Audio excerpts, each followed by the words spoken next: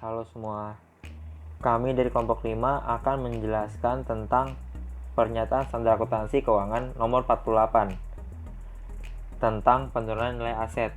Dosen kami adalah Pak Hari. Kelompok kami beranggotakan yaitu David Rian, Michelle Susanto, Novita Sari, Prisivan Samuel Kurnia, Livia Stefani, Yohanes Roy Querens, Francisca Sriwilina, dan Hansen Setiawan Bunari. Saya Hansen akan menjelaskan tentang tujuan dan ruang lingkup, di mana tujuan PSAK 48 itu adalah menetapkan prosedur agar aset dicatat tidak melebihi jumlah terpulihkannya, atau yang disebut impairment, di mana aset dikatakan melebihi jumlah terpulihkan jika jumlah tercatat aset melebihi jumlah yang akan dipulihkan melalui 1. Penggunaan aset, dan 2. Penjualan aset. Lalu, PSAK 48 ini diterapkan untuk akuntansi penurunan nilai terhadap semua aset, kecuali yang pertama, persediaan. Yang kedua, aset yang timbul dari kontrak konstruksi. Yang ketiga, aset pajak pertangguhan. Yang keempat, aset yang timbul dari imbalan kerja. Yang kelima, aset keuangan yang termasuk dalam ruang lingkup PSAK 55, yaitu pengakuan dan pengukuran. Yang keenam, properti investasi yang diukur pada nilai wajar. Yang ketujuh, biaya akuisisi tangguhan dan aset tidak berwujud yang timbul dari hak kontraktual penanggung. Dan yang terakhir adalah aset tidak lancar yang diklasifikasikan sebagai dimiliki untuk dijual. Penurunan nilai juga berlaku untuk aset keuangan yang dikelompokkan sebagai investasi dalam entitas anak, ventura bersama, dan entitas asosiasi. PSAK 48 juga berlaku untuk aset yang dicatat pada jumlah revaluasian, yaitu nilai wajar pada tanggal revaluasi dikurangi biaya penyusutan selanjutnya, dan akumulasi penurunan nilai selanjutnya, sesuai PSAK lain, seperti model revaluasi dalam PSAK 16, yaitu tentang aset tetap. Selanjutnya adalah definisi dari penurunan nilai. Penurunan nilai dari aset terjadi jika nilai tercatat aset lebih besar dari jumlah yang terpulihkan, di mana review dilakukan secara periodik, yaitu ada atau tidaknya indikasi penurunan nilai atau test of impairment. Jika terjadi indikasi, maka perusahaan harus menaksir recoverable amount dari aset tersebut. Recoverable amount yaitu ada jumlah yang terpulihkan. Lalu ada identifikasi penurunan nilai aset. Akhir periode menilai apakah terdapat indikasi suatu aset mengalami penurunan nilai. Jika ada indikasi, maka entitas mengestimasi jumlah terpulihkan aset. Terlepas apakah terdapat indikasi penurunan nilai, entitas harus yang pertama, minimal setahun sekali, yaitu melakukan pengujian penurunan nilai atau test of impairment. Yang kedua, aset tidak berwujud dengan masa manfaat yang tidak terbatas. Yang tiga, aset tidak berwujud yang belum digunakan. Dan yang terakhir, goodwill yang diperoleh dalam kombinasi bisnis. Lalu pengukuran jumlah terpulihkan. Fair value dikurang cost to sell.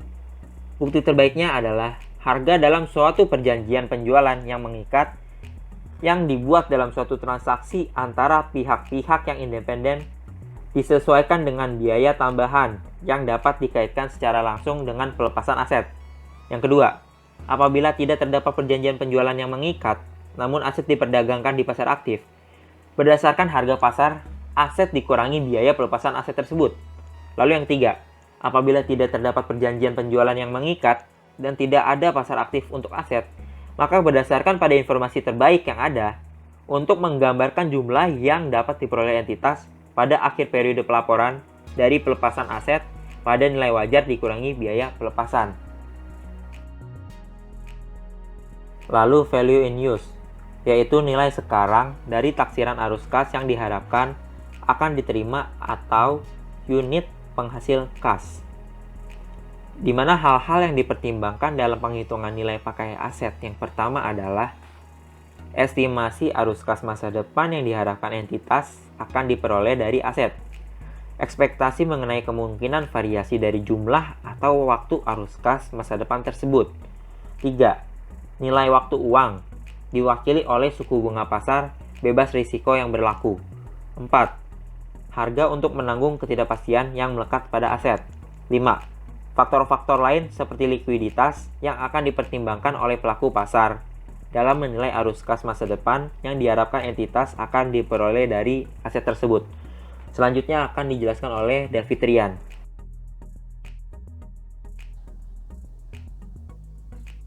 Pengakuan rugi penurunan nilai.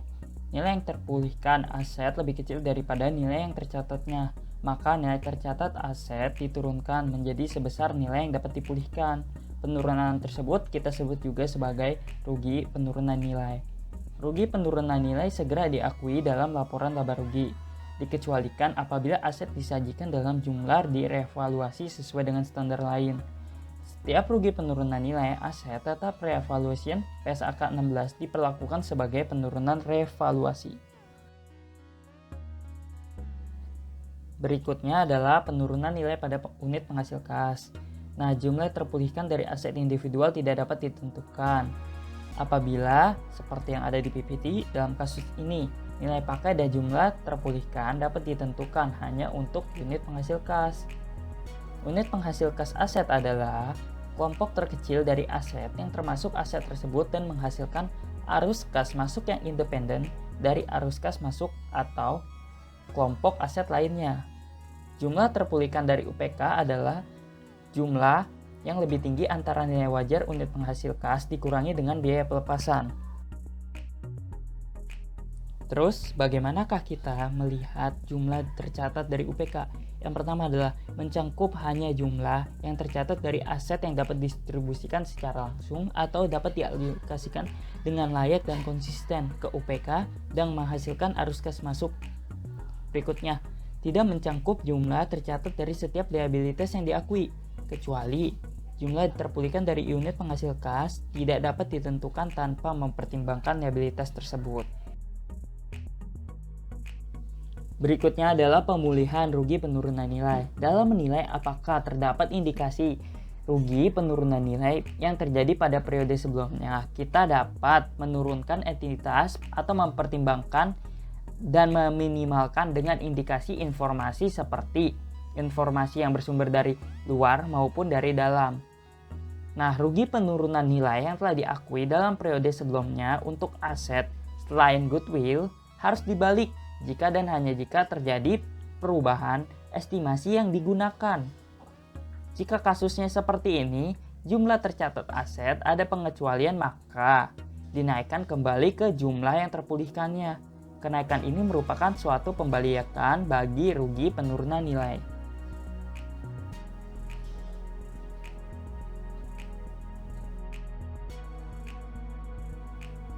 Berikutnya kita memiliki contoh kasus, yaitu perusahaan Melody melakukan review penurunan nilai dari beberapa aset yang dimilikinya pada tahun 2010. Berikut adalah hasil dari review aset-aset. Aset tak berwujud dan mesin merupakan nilai setelah diamortisasi dan didepresiasi.